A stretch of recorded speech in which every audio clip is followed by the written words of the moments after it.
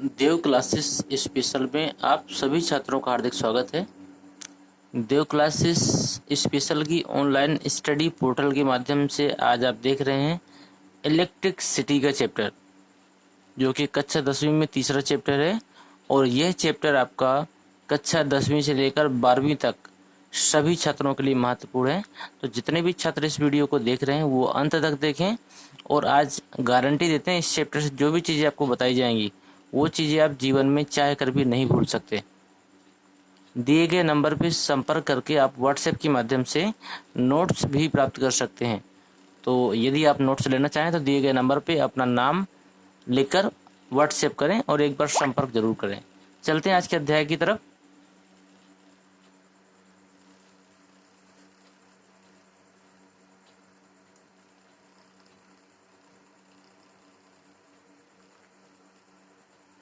Electricity, इसमें बात करते हैं विद्युत क्या है।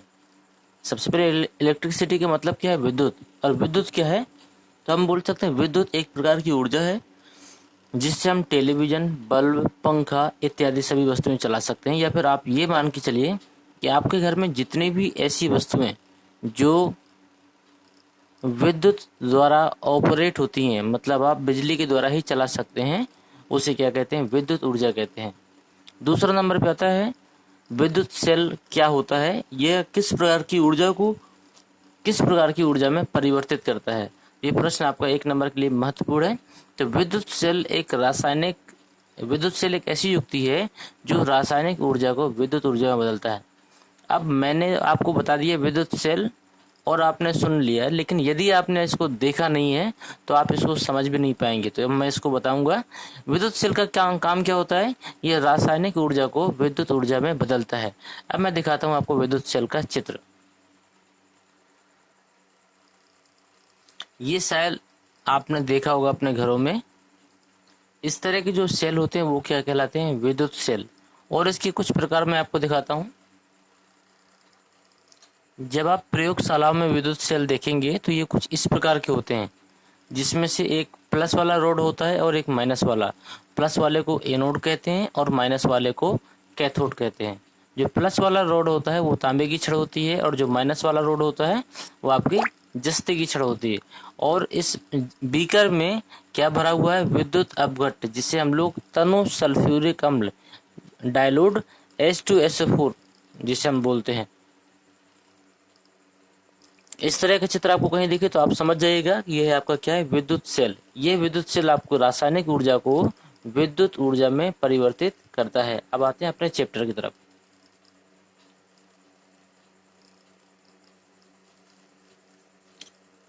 अगला है सौर पैनल। सौर ऊर्जा को विद्युत ऊर्जा बदलता है। ये सौर पैनल क्या है, सौर पैनल का मतलब वो युक्ति जो सूर्य के प्रकाश को विद्युत ऊर्जा में परिवर्तित कर दे, क्या कहलाता है, सौर पैनल। आपने सोलर प्लेटें देखी होंगी, उसी को हम लोग सौर पैनल भी कहते हैं। इसका भी चित्र देखिए आप कैसा होता है।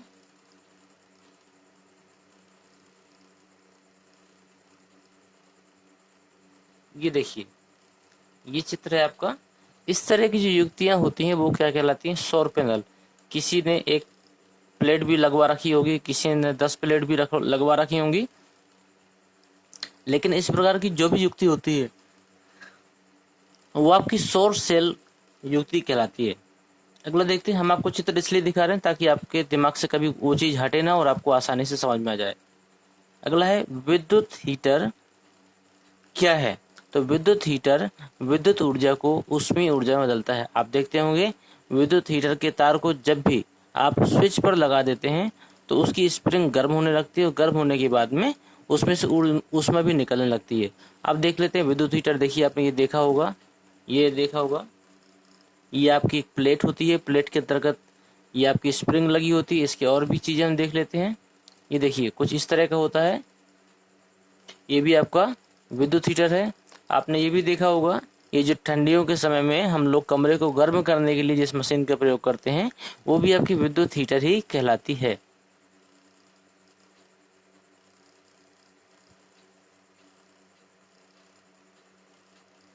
अगला देखिए, विद्युत बल्ब क्या है।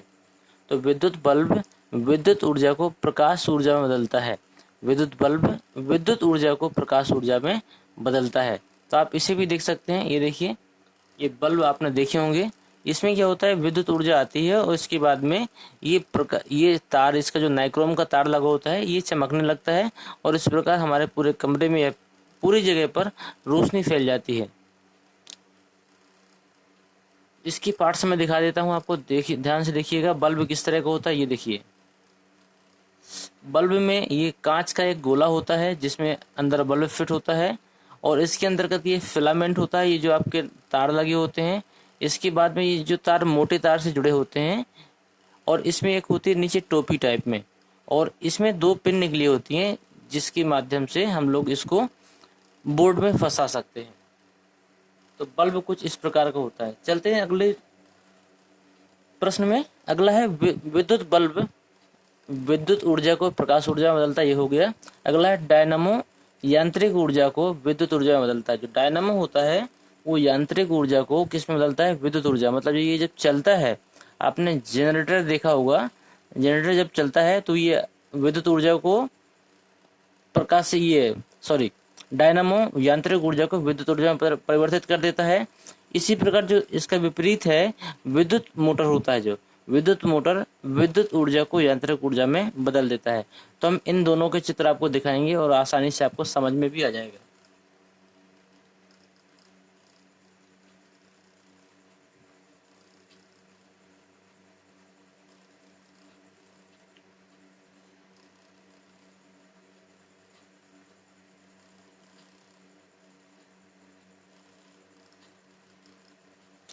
ये देखिए, आपका ये विद्युत मोटर का चित्र है।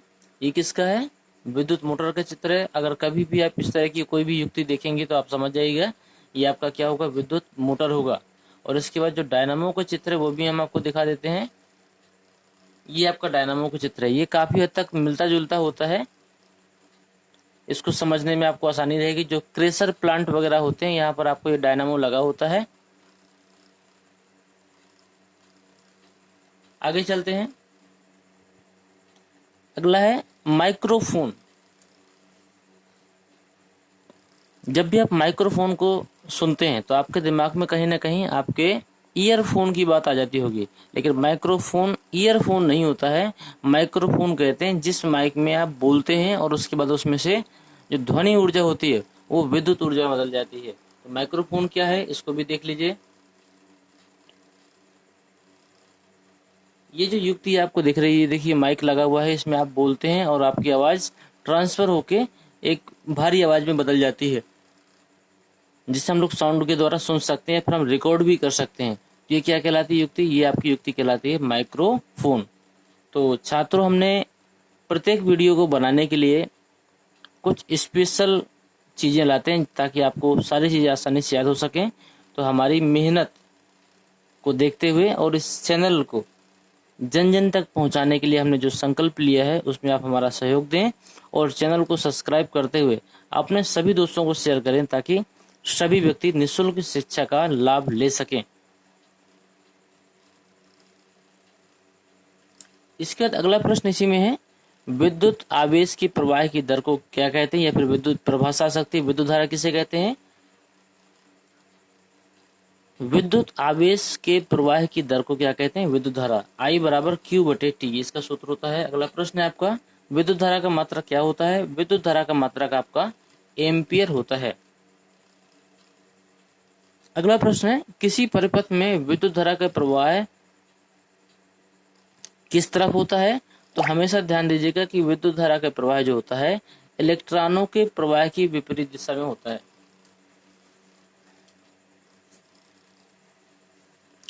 विद्युत धारा के प्रवाह इलेक्ट्रॉनों के प्रवाह के विपरीत दिशा में होता है। अगला है, विद्युत धारा मापने के लिए आमीटर का प्रयोग किया जाता है। किसका प्रयोग किया जाता है, आमीटर का। हो सकता है आप इस चित्र को जानते हो और ना जानते हो तो कोई दिक्कत नहीं। देखिए मैं आपको बताता हूँ कि आमीटर कैसा होता है।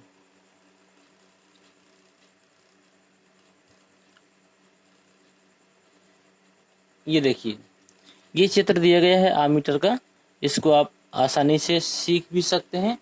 आपके देखिए घड़ी की सुई लगी होती है, आपने देखा होगा जब भी कोई इलेक्ट्रिक वाला किसी कनेक्शन को चेक करता है तो ये जो सुई दी होती है आमीटर में ये हिलती है, इससे अंदाज़ा लग जाता है कि यहाँ पर उसकी सप्लाई ठीक आ रही है, तो इसके लिए उसने आमीटर का प्रयोग किया है। तो ये आमीटर का चित्र ये होगा। अगला देखते हैं, विद्युत धारा तथा समय का गुणनफल आवेश के बराबर होता है। अगर आवेश की परिभाषा आ जाती है कि आवेश किसे कहते हैं, तो आप लिख सकते हैं कि विद्युत धारा तथा समय का गुणनफल जो होता है वो आवेश के बराबर होता है। अगला प्रश्न है, विद्युत आवेश का मात्रक क्या होता है? तो विद्युत आवेश का मात्रक कूलाम होता है। अगला प्रश्न है आपका, किसी विद्युत क्षेत्र में एक आवेश को एक बिंदु से दूसरे बिंदु तक ले जाने में जो कार्य करना पड़ता है उसे विद्युत विभव कहते हैं। विद्युत विभव अलग से भी परिभाषा आ सकती है कि विद्युत विभव किसे कहते हैं। तो आप लिख सकते हैं, किसी विद्युत क्षेत्र में एक आवेश को एक बिंदु से दूसरे बिंदु तक ले जाने में जो कार्य करना पड़ता है उसे हम लोग विद्युत विभव कहते हैं। V बराबर W/Q होता है। विद्युत विभव का मात्रक क्या होता है? वोल्ट होता है। विद्युत विभव का मात्रक वोल्ट होता है। अगला प्रश्न इसी में, किसी विद्युत क्षेत्र में दो बिंदुओं के बीच विभवों का अंतर क्या कहलाता है? विभवांतर। किसी विद्युत क्षेत्र में दो बिंदुओं के बीच विभवों का अंतर, विभव का अंतर तो विभवांतर, इसका मात्रक भी वोल्ट होता है। अगला प्रश्न, वे पदार्थ जिनसे होकर विद्युत धारा सुगमता से प्रवाहित हो जाती है क्या कहलाते हैं? चालक। अब ध्यान दीजिएगा कि यदि लोहे में आप विद्युत धारा प्रवाहित करेंगे तो प्रवाहित हो जाएगी, लेकिन लकड़ी में नहीं होंगी। तो जिस धातु में आपकी विद्युत धारा प्रवाहित होती है वो क्या कहलाते हैं? चालक। जैसे सभी धातुओं में विद्युत धारा का प्रवाह होता है और पृथ्वी में भी होता है। यदि पृथ्वी का तल गीला है, अगर उसमें आप इलेक्ट्रिसिटी के तार डाल देते हैं तो उसमें भी कुछ दूरी तक आपको उसका अनुभव हो जाएगा। और जल भी क्या होता है? विद्युत का सुचालक होता है। अगला प्रश्न इसी में, वे पदार्थ जिनसे होकर विद्युत धारा प्रवाहित नहीं हो सकती है अचालक कहलाते हैं। या ये कह सकते हैं कि वे पदार्थ जिनमें विद्युत धारा का कोई प्रवाह नहीं होता, कोई असर नहीं होता, वो कहलाते हैं अचालक। जैसे लकड़ी हो गई, रबर हो गई, प्लास्टिक। आपने देखा होगा आपके प्लास के ऊपर एक प्लास्टिक की परत चढ़ी होती है जहां पर आप पकड़ते हैं, इसलिए क्योंकि वो कुचालक होती है और प्लास बना होता है लोहे का, वो सुचालक होता है ताकि आपको करंट ना लगे। अगला प्रश्न देखिए, ऐसे पदार्थ जिसमें चालक तथा अचालक दोनों के गुण पाए जाते हैं वो क्या कहलाते हैं? अर्धचालक कहलाते हैं। जैसे आर्सेनिक, सिलिकॉन, जर्मेनियम इत्यादि। अगला प्रश्न है ओम का नियम, मोस्ट इंपोर्टेंट है। यदि इसमें बहुत ही सरल परिभाषा, यदि किसी चालक की भौतिक अवस्था का मतलब जैसे उनकी लंबाई और ताप में परिवर्तन ना करें तो उसके सिरों पर लगाया गया विभवांतर उसमें बहने वाली धारा के अनुपात नियत रहता है।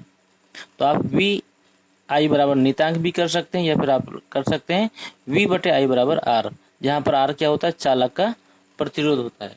और प्रतिरोध से याद आता है कि प्रतिरोध का मात्रक क्या होता है? ओम होता है। प्रतिरोध का मात्रक क्या होता है? ओम। तो प्रतिरोधों के अंतर्गत में कुछ सवाल हैं जो आ सकते हैं। किसी चालक प्रतिरोध किसे कहते हैं? किसी चालक प्रतिरोध उस चालक की लंबाई, चालक के क्षेत्रफल, चालक के पदार्थ तथा चालक के ताप पर निर्भर करता है। प्रतिरोध की परिभाषा सुन लीजिए कि वह कण जो किसी विद्युत धारा में रुकावट का कारण बने प्रतिरोध कहलाता है। प्रतिरोध की कंडीशन लिखिए, यदि चालक की लंबाई बढ़ाई जाएगी तो उसका प्रतिरोध भी बढ़ जाएगा, यदि चालक का क्षेत्रफल बढ़ाया जाएगा तो उसका प्रतिरोध घट जाएगा। अलग अलग पदार्थ के चालक के लिए अलग अलग प्रतिरोध होता है। अगर चालक का ताप बढ़ाया जाएगा तो उस पर लगने वाला प्रतिरोध भी बढ़ जाएगा। अगला है, अगर प्रतिरोधों का संयोजन, देखो प्रतिरोधों में दो तरह का संयोजन होता है। आपके जो बिजली का बोर्ड जो आप घरों में यूज करते हैं वो भी प्रतिरोध के माध्यम से ही एक दूसरे में लगाया जाता है। अगला है, जो आप लड़ियां देखते होंगे जो दिवाली में घरों में लटकाई जाती हैं, वो भी प्रतिरोध का ही उदाहरण है। ध्यान दीजिएगा कि जो हमारे प्रतिरोध होते हैं दो प्रकार के होते हैं। एक होता है समांतर श्रेणी में जुड़कर प्रतिरोध जो तैयार होता है, एक होता है समांतर श्रेणी में, एक होता है श्रेणी क्रम में, एक होता है समांतर क्रम में, एक श्रेणी क्रम में और एक समांतर क्रम में। तो यदि दो प्रतिरोध R1 तथा R2 श्रेणी क्रम में जुड़े होंगे तब उनका तुल्य प्रतिरोध कितना हो जाएगा? R1 + R2। इसको भी एक बार चित्र के माध्यम से दिखा देते ताकि आपको याद रहेगा।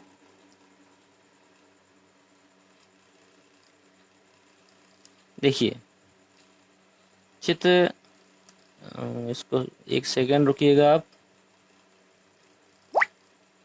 ये देखिए, जब प्रतिरोध, ये मान सकते हैं जब प्लस वाली प्लेट से निकलकर धारा माइनस वाली प्लेट में आती है और बीच में उसकी धारा में कोई रुकावट और परिवर्तन नहीं होता है, तब इस प्रकार का क्रम क्या कहलाता है? श्रेणी क्रम कहलाता है। ध्यान दीजिएगा, जब धारा की दिशा में कोई बंटवारा ना हो, धारा एक सिंगल दिशा में बहती है, तो वो जो क्रम होता है वो कहलाता है आपका श्रेणी क्रम।